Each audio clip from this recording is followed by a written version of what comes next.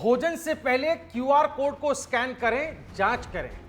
यह बयान आया है अखिल भारतीय अखाड़ा परिषद के महंत रविंद्रपुरी महाराज का। दरअसल कावड़ मेले की शुरुआत होने वाली है 30 तारीख से, 30 जुलाई से कावड़ मेला शुरू होने जा रहा है और इसको लेकर तैयारियां युद्ध स्तर पर की जा चुकी है। प्रशासन अपनी तरफ से सुरक्षा और व्यवस्था को चाक चौबंद रखे हुए है, लेकिन जो श्रद्धालु हैं, जो भोले के भक्त हैं, जो गंगा जल लेने के लिए लंबी दूरी तय करते हैं, हरिद्वार, ऋषिकेश, गंगोत्री तक जाते हैं, उनको क्या सावधानियां बरतनी होंगी, उनको क्या एहतियात बरतने होंगे, ये बताया है रविंद्रपुरी महाराज ने।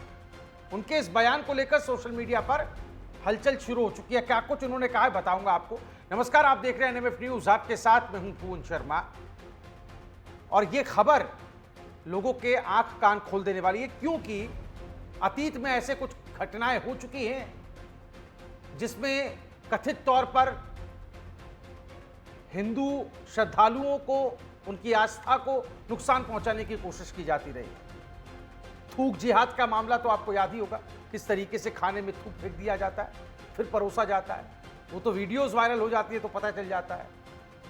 इस तरह से और भी ऐसे कई मामले आए जिसमें दुकान का नाम एक हिंदू प्रतीक के तौर पर दिखाया जाता है या हिंदू नाम रखकर दुकान की पहचान बनाई जाती है, लेकिन पता चलता है कि इसका ओनर जो है वो कोई मुस्लिम है या दूसरे धर्म का व्यक्ति है। तो नाम या पहचान छिपाने का खेल भी कोई नया नहीं है। लिहाजा इन तमाम आशंकाओं को, शंकाओं को मद्देनजर रखते हुए महंत रविंद्रपुरी महाराज ने यह बयान दिया कि कोई भी भक्त जो आ रहा हो गंगा जल लेने के लिए या उस यात्रा में शामिल होने या मेले में शिरकत करने के लिए, तो वो किसी भी दुकान में रुके, किसी भी रेस्टोरेंट में रुके, किसी भी ढाबे में रुके, किसी भी प्रतिष्ठान में रुके, वहां पर कुछ खाने से पहले या सामान लेने से पहले क्यूआर कोड को स्कैन कर लें। यानी कि जो फोन में आप पेटीएम, गूगल, फोन पे करते हैं ना, उसमें जब आप स्कैन करते हैं तो नाम आ जाता है सामने वाले का।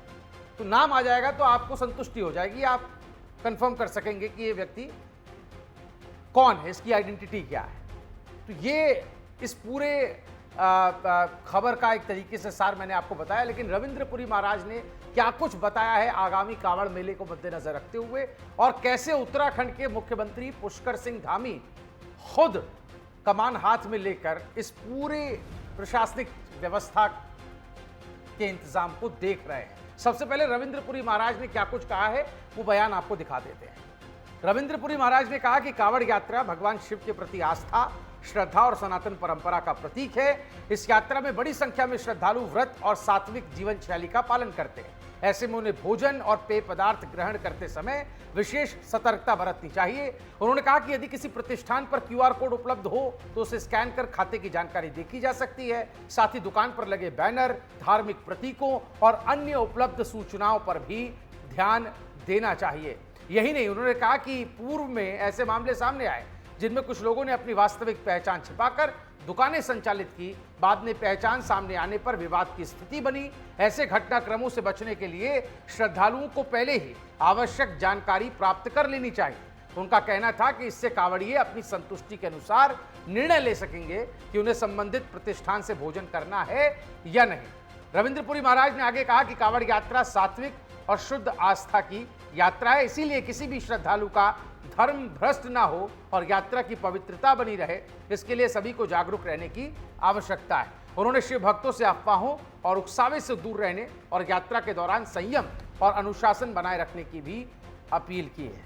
तो 30 जुलाई से जो कावड़ मेला शुरू होना है, बताया जा रहा है करीब 5 करोड़ से ज्यादा कावड़िए और श्रद्धालु शिरकत करेंगे इस मेले में। एक नया रिकॉर्ड बन सकता है इस बार, और ऐसे में इतनी बड़ी तादाद में कावड़ियों का आना, श्रद्धालुओं का आना, और उसी को मद्देनजर रखते हुए प्रशासनिक व्यवस्थाएं तो मजबूत की ही जा रही, साथ ही साथ इस तरह से हिदायतें दी जा रही हैं, इस तरह से कैसे बचा जा सकता है धोखे में आने से, उसको लेकर के भी कैसे जो अखिल भारतीय अखाड़ा परिषद के महंत हैं, अध्यक्ष हैं, वो खुद जिस तरह से सलाह दे रहे हैं उस पर जरूर विचार किया जाना चाहिए। लेकिन इसके साथ साथ उत्तराखंड के मुख्यमंत्री पुष्कर सिंह धामी हो, या फिर मुख्य सचिव उत्तराखंड के आनंद बर्धन हो, या फिर यहाँ DG law and order V Murugesan हो, उन्होंने लगातार जिस तरीके से कांवड़ यात्रा को लेकर के, कांवड़ मेले को लेकर के जो तैयारियां की जा रही थी पिछले कुछ दिनों से, उसको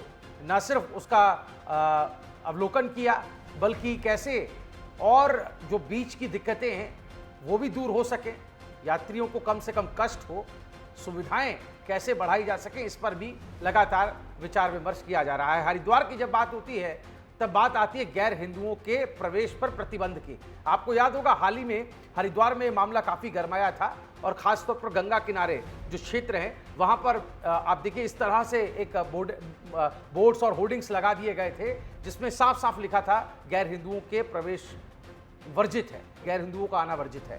तो ये बात जो है, ये सेंटीमेंट जो है बहुत पहले से वहां पर चल रहा है और ऐसे में अब कांवड़ मेले जैसा एक बड़ा जो आयोजन होता है उसमें किसी भी तरह की ऐसी कोई भी घटना ना हो जिससे आस्था को ठेस पहुंचे, लोगों के श्रद्धा आहत हो, उस पर आघात हो, लिहाजा ये पहले से ही एहतियात या हिदायतें दी जाने लगी हैं। आप इस पूरे मामले पर क्या कुछ राय रखते हैं? रविंद्रपुरी महाराज ने जो हिदायत दी है, क्या आपको लगता है ये बिल्कुल व्यावहारिक है और इसको अमल में लाया जाना चाहिए या फिर इसके पीछे कोई और उद्देश्य आप देख रहे हैं? अपनी राय आप बेबाक तरीके से कमेंट कीजिएगा, वीडियो ज्यादा से ज्यादा शेयर कीजिए। देखते रहिए एनएमएफ न्यूज।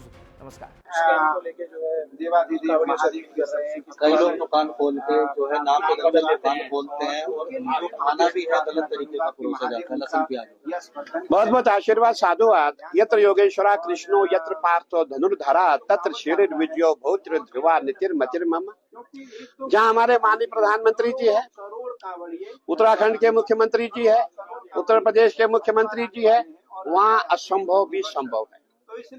इस समय कांवड़ मेला होने जा रहा है और आपने देखा होगा हमारे माननीय मुख्यमंत्री जी ने कावड़ियों की पूजा तक की थी, उनके चरण तक धोए थे। साक्षात कावड़ियों को भगवान का स्वरूप माना गया था और मैं भगवान शिव के गणों को निवेदन करना चाहूंगा, अपील करना चाहूंगा, कृपया हरिद्वार में आए, शांति बनाए रखें। आपकी यात्रा जो हो बिल्कुल नशा मुक्त हो और कम से कम जल लेने का प्रयास करें। 2-2 मटके बहुत है, 10-10 मटके जल आपके लिए हानिकारक हो सकता है। जान है तो जान है। इसीलिए मैं ये कहना चाहूंगा कि हमारे कावड़ी भाई व्रत भी रखते हैं। जब ये कावड़ यात्रा में जल उठाते, कहीं हमारे भगवान शिव के गण है जो व्रत रखते, उपवास रखते हैं, मैं उनको कहना चाहूंगा कि आप होटल में जहाँ खाना खाते हैं वहाँ देखे किसका होटल है, फलाहार आप खाते हैं किसका होटल है, वो पहचान करना बहुत जरूरी है। कहीं ऐसा न हो कि आपका धर्म खंडित हो, ये स्वयं आपको इसकी रक्षा करनी है। देखिए आपने देखा होगा जब हम आजकल पेमेंट करते हैं कोई भी चीज सामान, उनसे लोग गूगल पे करो, गूगल पे में उसका नाम निकल आएगा और उसके पश्चात होटल में देवी देवताओं के फोटो भी होते हैं और इस तरह हिंदू की पहचान भी होती है। हिंदू का स्वभाव अच्छा होता है, शुद्ध होता है, पवित्र होता है, तो ये भी एक पहचान है। तो पहचान खुद ही करनी पड़ेगी, दूसरा कोई पहचान तो कर नहीं पाएगा।